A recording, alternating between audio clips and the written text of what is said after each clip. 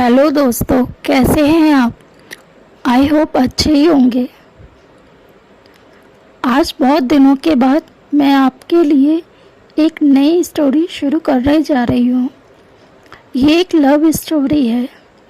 अगर मेरी कहानी पसंद आए तो प्लीज़ लाइक कीजिए, कमेंट कीजिए और मेरे चैनल को सब्सक्राइब कीजिए।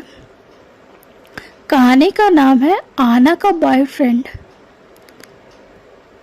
देहरादून का सुप्रसिद्ध सेंट जोसेफ कॉलेज ये एक काल्पनिक नाम है। यहाँ दूर दूर से बच्चे पढ़ने आते हैं। सब हाई सोसाइटी के बच्चे यहाँ पढ़ते हैं। ज़्यादातर लड़कियाँ यहाँ फैशन शो दिखाने आती हैं अपना। लड़के भी कम नहीं, अपने माँ बाप के पैसों से महंगी महंगी कारों में आते हैं और लड़कियों को इम्प्रेस करते हैं। चूँकि यहाँ हाई फाई घरों के बच्चे पढ़ने आते हैं तो टीचर भी कुछ नहीं कह सकते।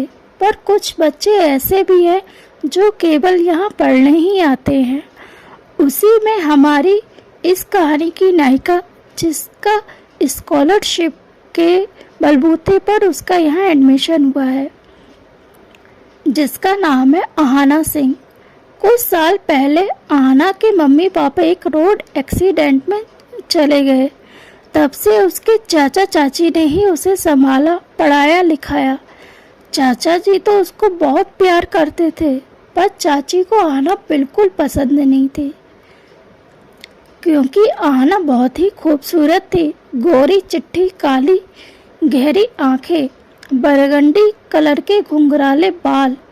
जितनी दिखने में खूबसूरत थी, उसका नेचर भी उतना ही खूबसूरत था। दिल से बहुत भोली।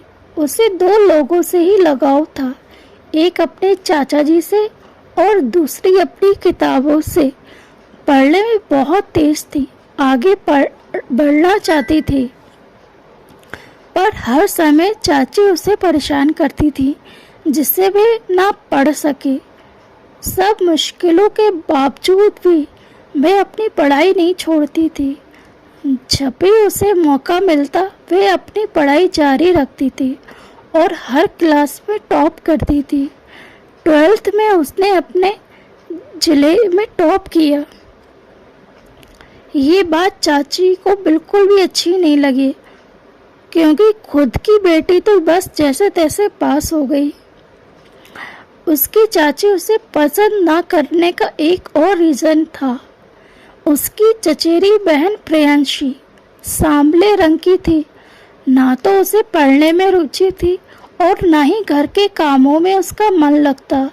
उसे मतलब था तो केवल घूमने फिरने और नए नए दोस्त बनाने का, जिस कारण आहना की चाची नहीं चाहती थी आहना पढ़ लिख के मेरी बेटी से आगे निकल जाए। प्रियांशी की मम्मी प्रियांशी को तरह तरह के प्रोडक्ट यूज़ करने को देती, जिससे कि वे गोरी हो जाए और कोई पैसे वाला लड़का उसे पसंद कर ले, क्योंकि प्रियांशी के पापा एक सरकारी क्लर्क हैं। उनकी सैलरी से बस घर का खर्चा ही निकल पाता है। जब से आहना भी उन लोगों के साथ रहने लगी, तब से आहना की चाची को ये बिल्कुल भी पसंद नहीं।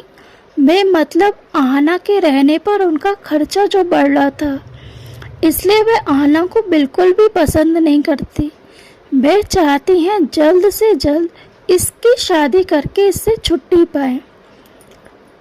पर आहना के चाचा ऐसा नहीं चाहते थे। वे आहना को और आगे बढ़ना में मदद करते थे, जिससे वो अपने पैरों पर खड़ी हो जाए, तभी उसकी शादी की कहीं बात करें।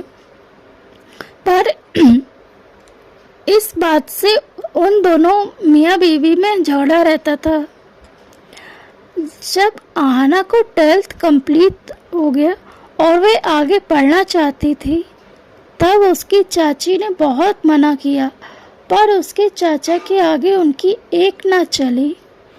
उसकी चाची चाहती थी इसकी शादी किसी गरीब घर में हो जाए और इसे हमारा नाता छूटे।